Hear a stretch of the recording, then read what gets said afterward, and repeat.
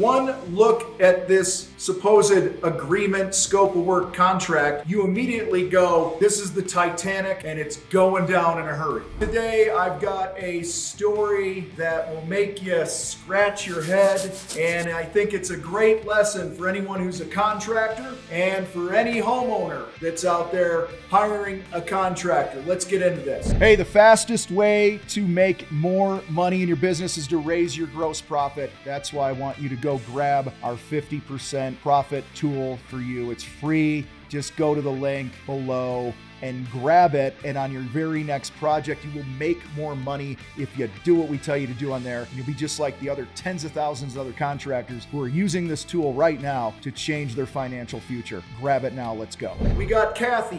And it came through to this side even worse than this one is.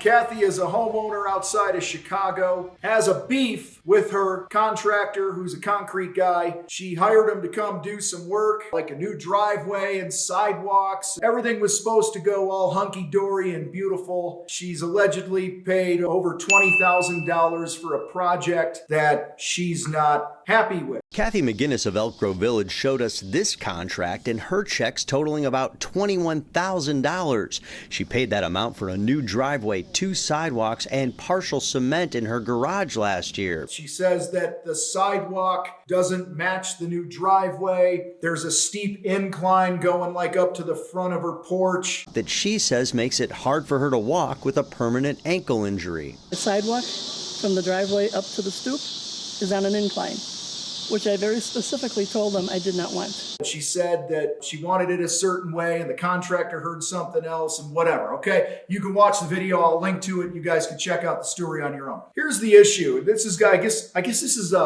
maybe this is like the first Contractor Fight reaction video.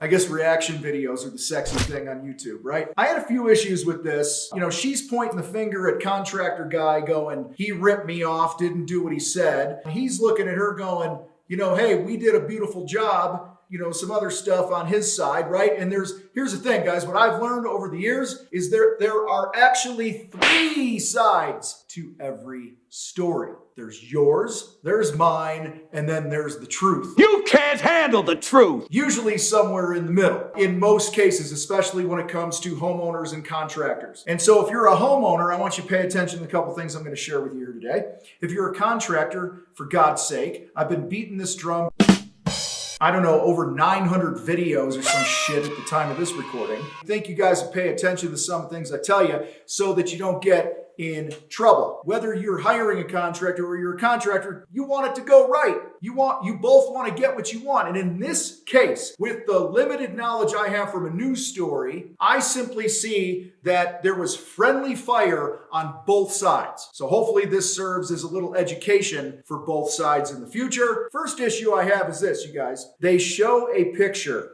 of the scribbled estimate that Mr. Contractor handed Miss Homeowner. One look at this supposed agreement, scope of work contract, you immediately go, this is the Titanic and it's going down in a hurry. I can't tell you how many times I have told you contractors, use a software, know what your scopes of work are, the man hours, the expectations that need to be set of the work that you are being contracted to do. Know your numbers. Have your contracts in order. Pay some damn money to hire a construction attorney to draft up the right paperwork so that you're not shooting yourself in the damn foot. You know, and I really went into this video here today trying not to be all preachy in your face because I know it's not for everybody. But my God, time and time again, every time I see an issue with a contractor in the news, 9 out of 10 times it's because the damn contractor didn't have his shit dialed in when it came to the scope of work, expectations required on both sides, who's responsible for what, what's going to happen, what's not going to happen, the money, how you're going to get paid. It's all preventable. Well, the concrete doesn't match this. The driveway doesn't match the sidewalk. That should have been a conversation up front. And if he said, I can't guarantee that it's going to match or not match, that should have been in writing, not some fucking chicken scratch. 'Tis but a scratch. That's number 1. Quit screwing around with the details. Slow things down. Get a software, Type the scope of work in there, add your contract, be very clear. What's included? This, and this. What's not included? This, and this, not included. And guess what? If the homeowner doesn't want to sign your contract, you don't do the job. Last I checked, if you go finance a car right now, you go to buy a car and you put 20 grand down, you're going to finance the rest. They give you paperwork to sign. You don't get to make that an option if you want to take the car with you. Yet contractors day in and day out are screwing themselves over because your self-confidence is in the damn gutter because you're not implementing the stuff that we're talking about here in the fight. Homeowners. Kathy. Doubt Kathy will ever see this. Number one, when a contractor hands you a frickin' bid that looks like it was written up on a napkin, crumble it up, thank them for taking the time to meet with you, and send them on their way. Don't be such a cheapskate, because he was probably a lower bid too. Who knows? Maybe she got bids from like real companies that actually had clear expectations and scopes of work and payment terms, and maybe they were 40 grand and not 20 grand, and she went with the cheap guy, right? I don't know. I don't know the context, but I often know that you get what you pay for. Homeowners, if somebody is handing you a chicken scratch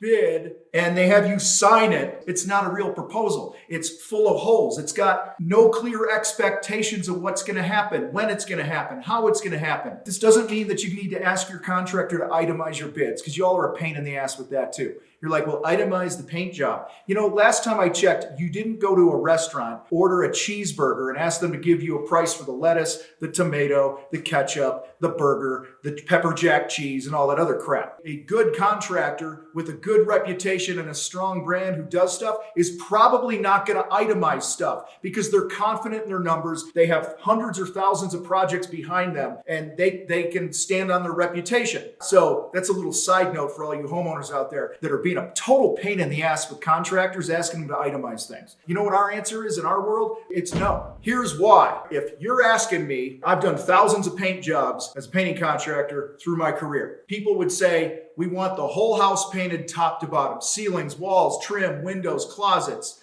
doors. We would put together a lump sum bid. It's $53,000 to do the whole house, top to bottom, like you asked. When you come back, well, how much is it just for the ceilings? How much is it just for the walls? We have to charge you more. But when it's all done as a lump sum, there's this thing called economy of scale. We're already in the house. The room is already covered. If you want me to just come paint the ceilings in a room, I have to cover the walls. We have to cut in the ceiling paint against the wall color to make sure that we don't hit the walls and you have a razor sharp line. That actually takes longer. Versus if we're painting the walls and the ceiling in a room, I can paint the ceiling and I can hit the wall because we're going to cut in the wall color against the ceiling and it's going to cover it up and it's faster. If your contractor knows their numbers and doesn't let you bitch slap them around, he's actually going to raise the price on each individual item. It's like an a la carte menu. I can order French fries as a side or a sweet potato as a side with my steak. If I just order the sweet potato, it might be $8. But when it comes with the steak and everything else, it's actually cheaper because it's not a la carte. Total tangent.